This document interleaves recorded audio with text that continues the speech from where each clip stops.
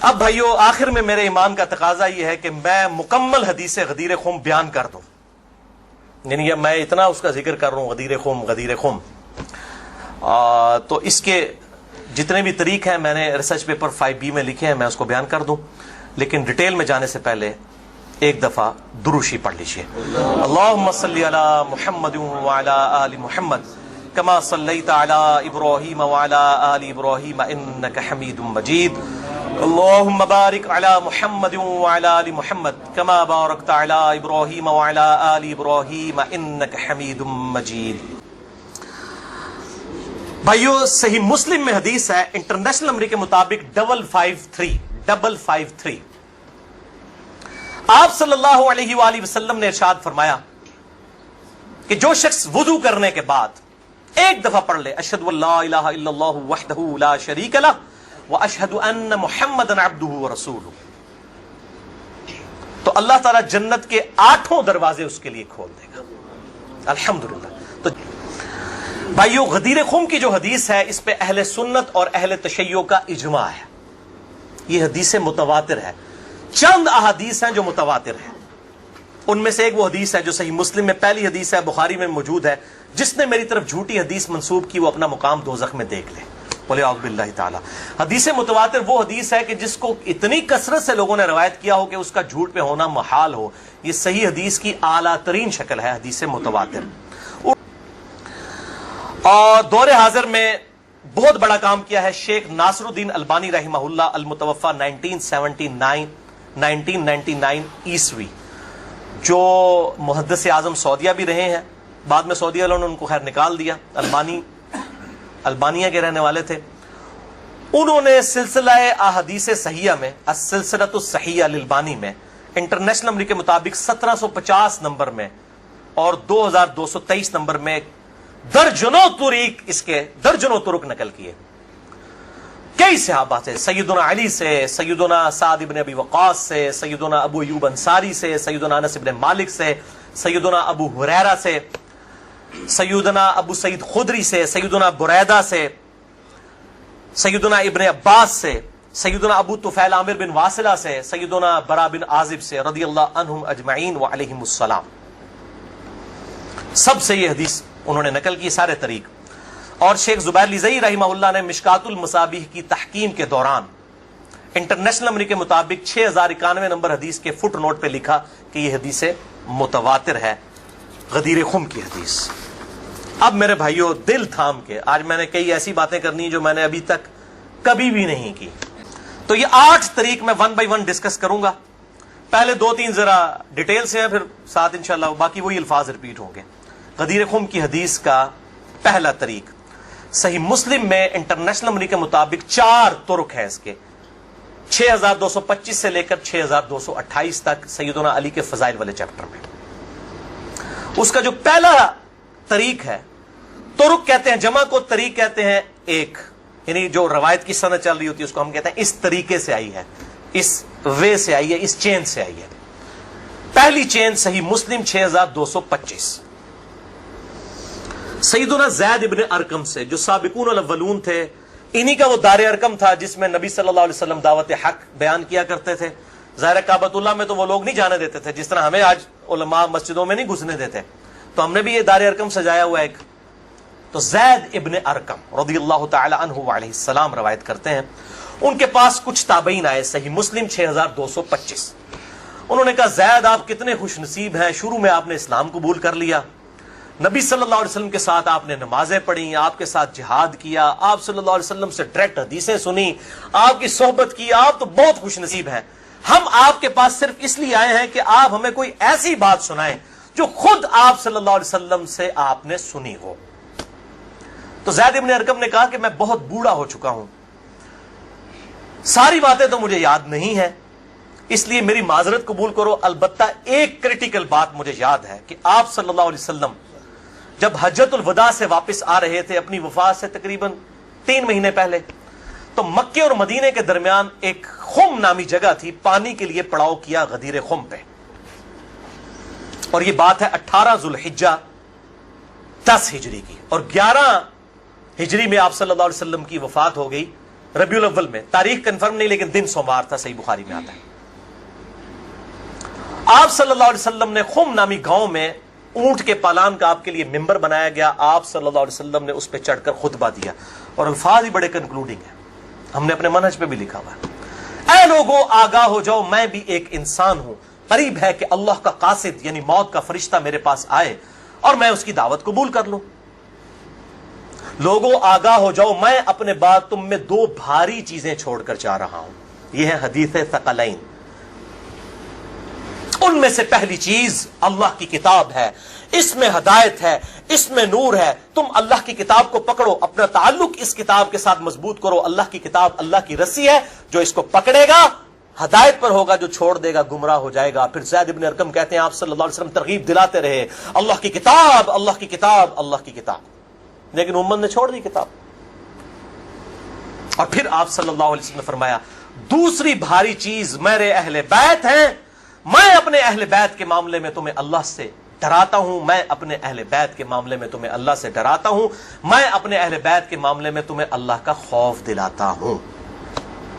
अच्छा, अब ज़ाहिर है उस जमाने में भी लोग मौजूद थे, लोगों के कान खड़े हो गए। हजरत मुआविया बिन अबी सुफियान रज़ी अल्लाह ताला अन्हु का दौर था। ताबईन ने सीधा सवाल ही अजीबो गरीब कर दिया। उन्होंने कहा, ज़ैद ये हुजूर की बीवियां अहले बैत नहीं है? देखो,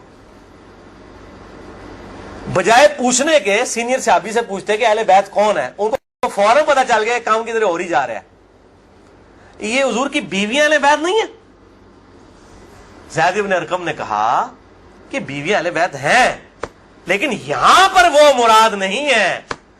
यहां पर तो नबी सल्लल्लाहु अलैहि वसल्लम के खानदान के लोग मुराद हैं।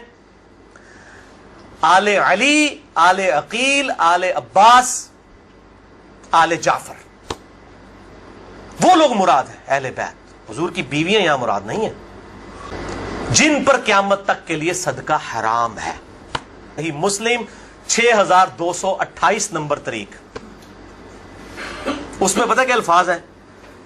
इस हदीस के एंड पे ताबईन पूछते हैं कि क्या नबी की बीवियां अहले बैत नहीं है? तो ज़ैद इब्न अरकम कहते हैं, अल्लाह की कसम नहीं, अल्लाह की कसम नहीं। औरत तो कितना अरसा किसी मर्द के साथ गुजारती है, बाद में उसका मर्द उसे तलाक दे देता है, वो अपने मेके वापस आ जाती है, तो औरत कैसे अहले बैत हो सकती है? ऐसा ही मुस्लिम पढ़ रहे भाई, ए सूले काफी नहीं पढ़ रहा मौलवियों। सही मुस्लिम 6228, वो कहते हैं बीवी को तलाक हुई, अपने घर चली गई, वो कहां से अहले बैत हो गई? यहां तो नबी सल्लल्लाहु अलैहि वसल्लम के खानदान वाले मुराद हैं, जिन पर क़यामत तक के लिए सदका हराम है। अच्छा, ये ना समझे ये कह देंगे ज़ैद इब्न अरकम का इज्तिहाद है। ए भाई, इज्तिहाद नहीं है, सुन लो। एक मानो में अहले बैत बीवियां हैं सूरतुल अहज़ाब आयत नंबर 33 के तहत, लेकिन ये जिस अहले बैत के बारे में अल्लाह से डराता हूं उनके साथ उसने सलूक करना, ये वही लोग तो ज़बा हुए हैं। आले अकील ज़बा हुए, आले जाफर ज़बा हुए, आले अब्बास जाफर हुए, आले अली ज़बा हुए, उन्हीं की औलादें ज़बा हुई है ना। ये 72 जो हम शोहदाए करबला कहते हैं, उन्हीं के बारे में डराया था, जिनके बारे में गैबी खबर दी गई थी कि इनके साथ उम्मत बुरा सलूक करेगी। अच्छा, ये ज़ैद इब्न अरकम का इज्तिहाद नहीं है मेरे भाइयों। इसकी सपोर्ट में मैं सही मुस्लिम से 2 मरफू हदीसें अपने महबूब सल्लल्लाहु अलैहि वसल्लम की हदीसें बयान करता हूं। सुने, पहली हदीस इंटरनेशनल नंबर के मुताबिक सही मुस्लिम में 6261 नंबर, अम्मा आयशा रज़ियल्लाहु ताला अन्हा व अलैहिस्सलाम खुद रवायत कर रही हैं कि एक दिन नबी सल्लल्लाहु अलैहि वसल्लम इस हाल में बरामद हुए कि आप सल्लल्लाहु अलैहि वसल्लम ने एक काले रंग की चादर ओढ़ी हुई थी, जिस पे नक्शो नगार बने हुए थे जैसा कि ऊंट के कजावों के होते हैं। काले रंग की मुनक्कश चादर ओढ़ी हुई थी। इतने में सैयदुना हसन आए, आप सल्लल्लाहु अलैहि वसल्लम ने उनको अपनी चादर के नीचे ले लिया। फिर सैयदुना हुसैन आए, उनको अपनी चादर के नीचे ले लिया। फिर सईदा फातिमा आई, उनको अपनी चादर के नीचे ले लिया। फिर सैयदुना अली आए, उनको भी अपनी चादर के नीचे। इन चारों को लिया और 5वें खुद, जिससे 5 तन पाक का हम कॉन्सेप्ट लेते हैं, 5 उस चादर के नीचे लिया। सईदा आयशा को नहीं लिया, पॉइंट टू बी नोटेड, वो रावी हैं, वो देख नहीं है मंजर। और अम्मा आयशा देख लें کتنی منصف مزاج تھی, انہوں نے یہ روایت بیان کر دی. ورنہ کسی درجے میں اپنے بارے میں بھی سوچ سکتی تھی کہ مجھے نہیں لیا گیا. لوگ کل کو سوال کریں گے کہ آپ کو کیوں نہیں لیا گیا, آپ اہل بیت نہیں تھیں, یقیناً تھی. لیکن یہ والا معاملہ جو ہے وہ ایکسٹرا آرڈنری ہے, اسپیشل پروٹوکول ہے. چادر کے نیچے لیا, پھر آپ صلی اللہ علیہ وسلم نے سورۃ الاحزاب کی آیت نمبر 33 پڑھی, انما یرید اللہ لیذھب عنکم الرجس اہل البیت ویطہرکم تطہیرا. اے نبی کے گھر والو, اللہ تو صرف یہی چاہتا ہے کہ ہر طرح کی ناپاکی تم سے دور کر دے اور تمہیں خوب صاف ستھرا کر دے. راویہ اما عائشہ ہیں, خود چادر کے نیچے نہیں ہیں. علی, حسن, حسین اور سیدنا علی ہیں, سیدہ فاطمہ ہیں, اور نبی صلی اللہ علیہ وسلم پانچویں خود. تو زید ابن ارقم نے کوئی غلط بات نہیں کی ہے, ان کو یہ حدیثیں پتہ تھیں. اور دوسری حدیث صحیح مسلم سے ہی انٹرنیشنل نمبر کے مطابق 6220 نمبر, کہ سیدنا سعد ابن ابی وقاص رضی اللہ تعالیٰ عنہ کہتے ہیں کہ جب آیت مباہلہ نازل ہوئی نجران کے عیسائیوں کے ساتھ, نبی صلی اللہ علیہ وسلم کی 1-to-1 ڈیبیٹ ہوئی, اینڈ پہ ہوا کہ ٹھیک ہے مباہلہ کرتے ہیں, کون حق ہے کون باطل ہے. سورہ ال عمران آیت نمبر 61 نازل ہوئی, فَقُلْ تَعْلَوْا نَدْعُوا أَبْنَاءَنَا وَأَبْنَاءَكُمْ وَأَنفُسَنَا وَأَنفُسَكُمْ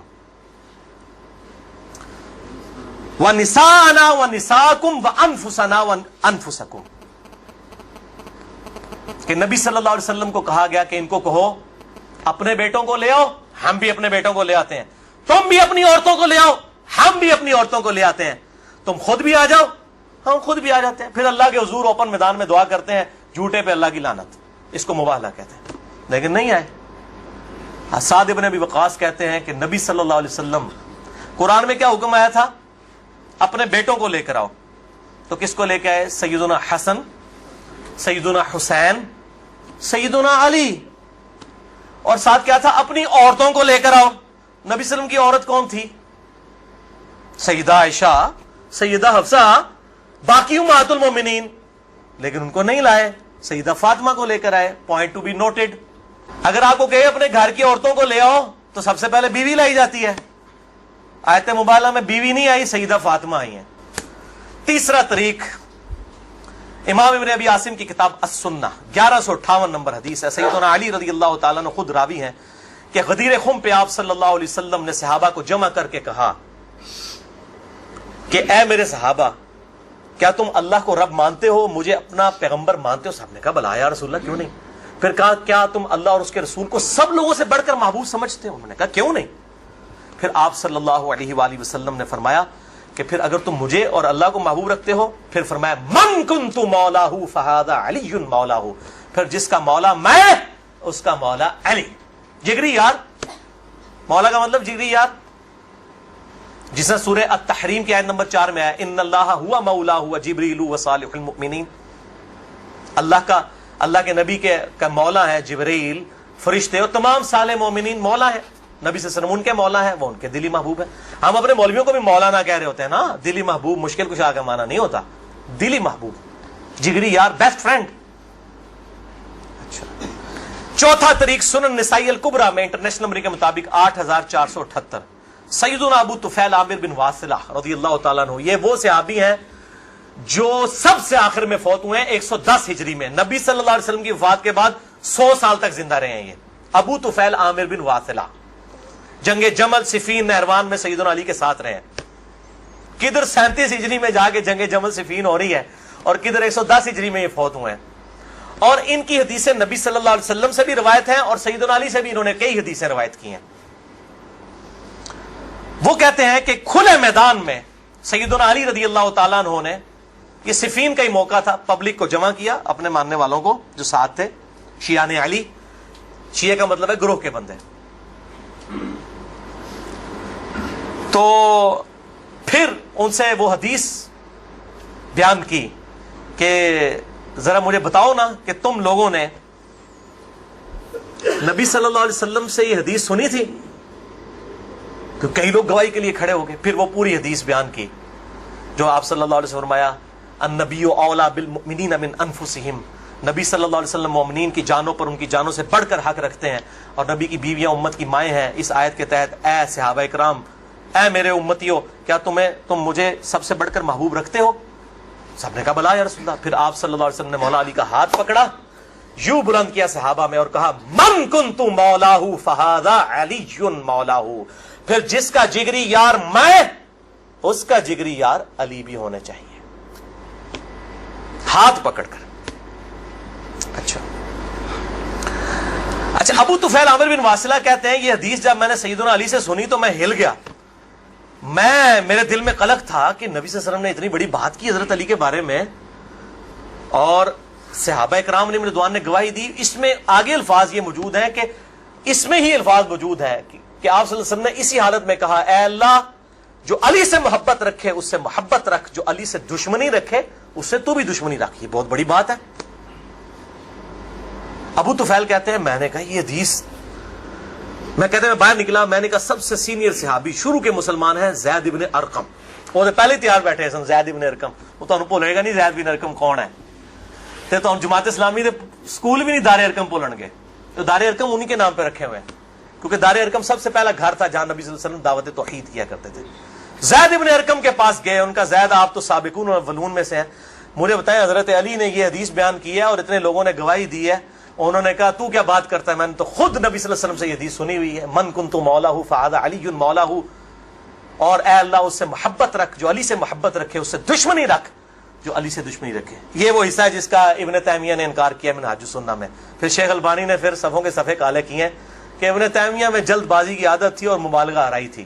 سلسلہ احادیث صحیحہ 2223 نمبر حدیث کے کانٹیکسٹ میں شیخ البانی نے سخت گرفت کی ہے. اچھا, پانچواں طریق صحیح مسلم میں 3713 ہے, جامعہ ترمذی میں 3713. پانچواں طریق من کنت مولاہ فہذا علی مولاہ, زید ابن ارقم سے جابر بن عبداللہ سے رضی اللہ تعالی عنہما. چھٹا طریق مسند احمد میں ہے انٹرنیشنل نمبر کے مطابق 19321 جلد 4 صفحہ 370 پر کہ سیدنا علی نے جب پوچھا گواہی دو گے اس حدیث کی غدیر خم کی, تو 30 صحابہ وہاں پر کھڑے ہوئے, اور باقی پوری حدیث وہی ہے سنن نسائی الکبریٰ والی کہ اے اللہ اس سے محبت رکھ جو علی سے محبت رکھے, اس سے دشمنی رکھ جو علی سے دشمنی رکھے. تو ہمیں تو بڑا فخر ہے, ہم تو علی سے نہ صرف محبت رکھتے ہیں, علی کے دشمنوں کو للکار رہے ہیں الحمدللہ. تو اللہ تعالیٰ اسی عمل کے سبب, اس عمل کا وسیلہ اللہ کے حضور پیش کرتے ہیں کہ اللہ تعالیٰ ہمیں محبوب رکھے, آمین. بھائی یہ غدیر خم پہ آپ صلی اللہ علیہ وسلم نے خطبہ کیوں دیا, اس کی میں نے حکمت کئی لیکچرز میں بیان کی, یہاں پہ بھی بیان کر دوں. یہ آپ خطبہ حجۃ الوداع پہ بھی دے سکتے تھے, وہ روایتیں ضعیف ہیں. غدیر خم اس موقع پر پہنچ کر سب لوگ عرب کے جا چکے تھے سوائے اہل شام کے اور اہل مدینہ کے, اور اہل شام صفین میں سیدنا علی کے خلاف کھڑے ہوئے, اور اہل مدینہ میں جو کچھ لوگ تھے انہوں نے اہل مدینہ کے ساتھ زیادتی کی, کچھ ان کے ساتھ زیادتیاں ہوئی. اہل مدینہ اور اہل شام کو اصل میں ڈرایا گیا کیونکہ واقعہ ہرہ میں اہل مدینہ کے ساتھ ظلم کیا یزید نے, اور صفین میں جو ہے وہ حضرت معاویہ جو فوج لے کے آئے وہ شامیوں کی تھی. اس لیے نبی صلی اللہ علیہ وسلم نے حضرت علی کے بارے میں یہ کرٹیکل حدیث وہاں پر بیان کی تاکہ شامیوں کو اور اہل مدینہ کو ڈر سنا دیا جائے.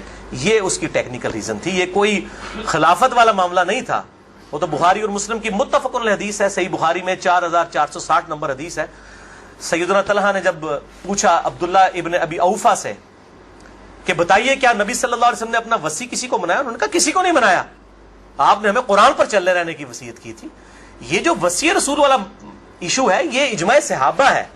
سیکنڈ لاسٹ ترک 7واں المستدرک للحاکم میں انٹرنیشنل نمبر کے مطابق 4711. زید ابن ارقم سے, یہ بڑے خطرناک الفاظ ہیں. زید ابن ارقم, ڈر جاؤ زید ابن ارقم کرو, جڑی روایتیں انہوں نے بیان کی تھی ہمیں. زید ابن ارقم کہتے ہیں کہ نبی صلی اللہ علیہ وسلم نے فرمایا تھا غدیر خم پر کہ میں اپنے بعد 2 بھاری چیزیں چھوڑ کر جا رہا ہوں, قرآن اور اہل بیت. یہ قیامت تک اکٹھے رہیں گے یہاں تک کہ حوض کوثر پہ آ کے مجھ سے ملاقات کریں گے, قرآن اور اہل بیت. یہ حوض کوثر میں ملاقات کر کے کیا لینا ہے انہوں نے؟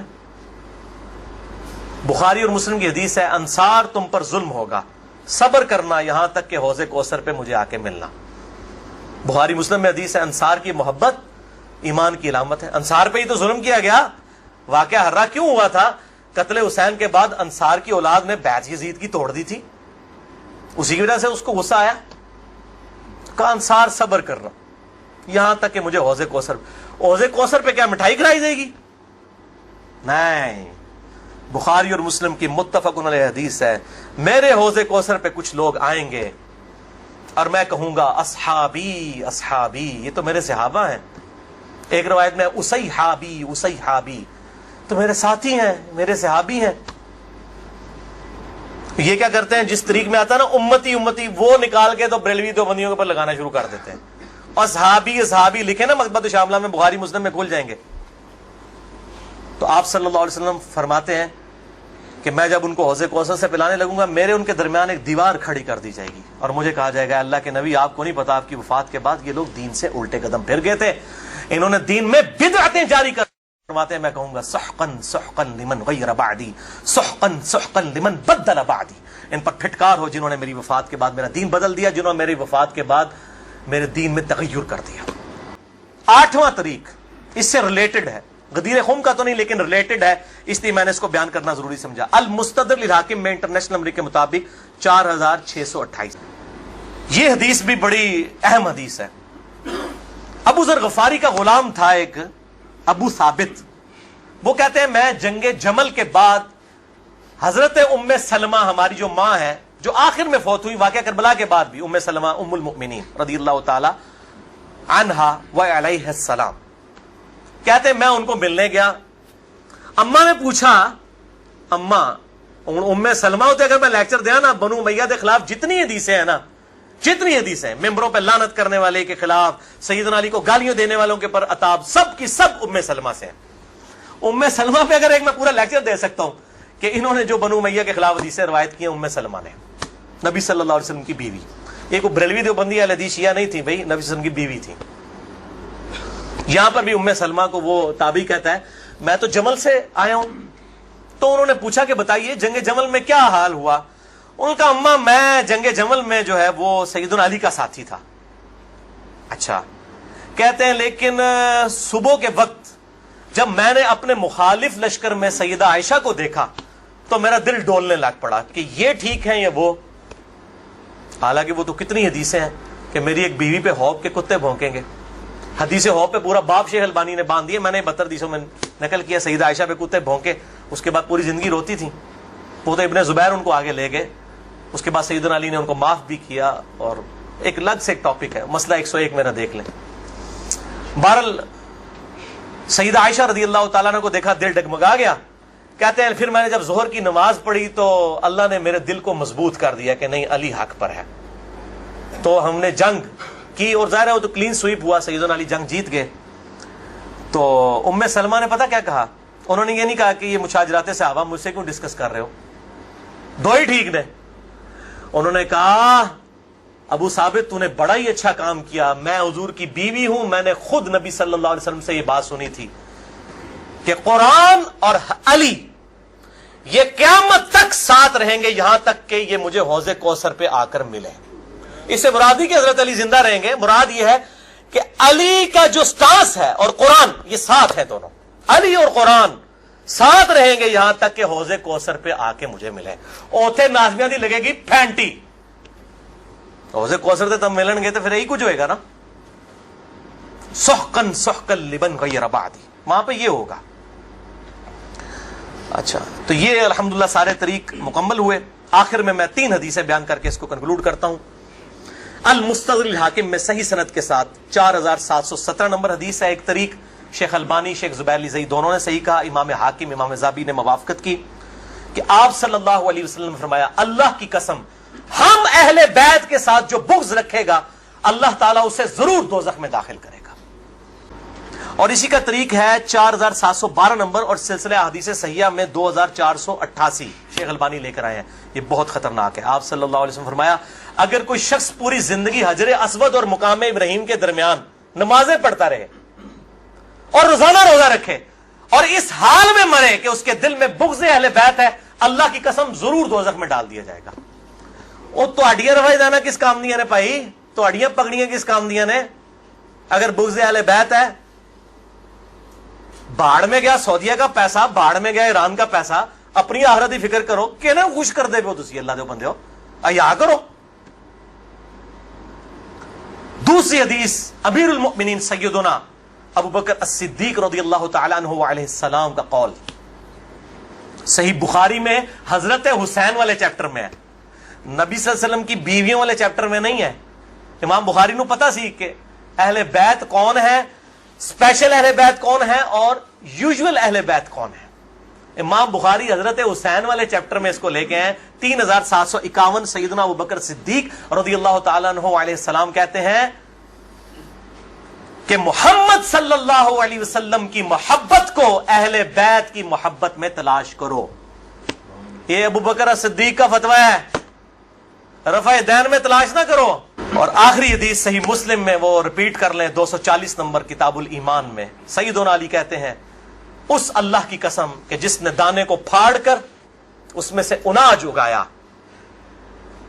اگایا اور ہر مخلوق کو پیدا کیا، نبی امی نے مجھ سے عہد لیا تھا کہ اے علی تجھ سے صرف مومن ہی محبت کرے گا اور تجھ سے بغض صرف منافق ہی رکھے گا۔ اب محبت علی کا یہ مطلب نہیں ہے کہ غلوف کرے یا مشکل کشا ماننا شروع کر دے، مراد یہ کہ جو ان کے صحیح جتنے بھی فضائل آئے ہیں ان کو مانا جائے الحمدللہ، اور ان کے دشمنوں سے دشمنی رکھی جائے۔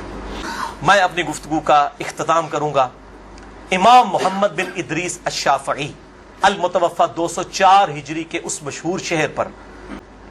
دیوان الشافعی میں ان کا شعر ہے، ان کان رفضا حب آل محمد صلی اللہ علیہ وآلہ وسلم، اگر آل محمد کی محبت کا نام تم کہتے ہو رافضی ہونا ہے، شیعہ بھی نہیں رافضی، فلیشہد الثقلان انی رافضی، تو جنوں انس گواہ ہو جاؤ، اے بریلویو دیوبندیو اہل حدیث شیعہ سب کے سب، چاہے جنوں میں ہو چاہے انسانوں میں ہو، من الجنت والناس، وہ والا بھی من الجنت والناس، گواہ ہو جاؤ، فلیشہد الثقلان انی رافضی، ہاں میں پھر رافضی ہوں،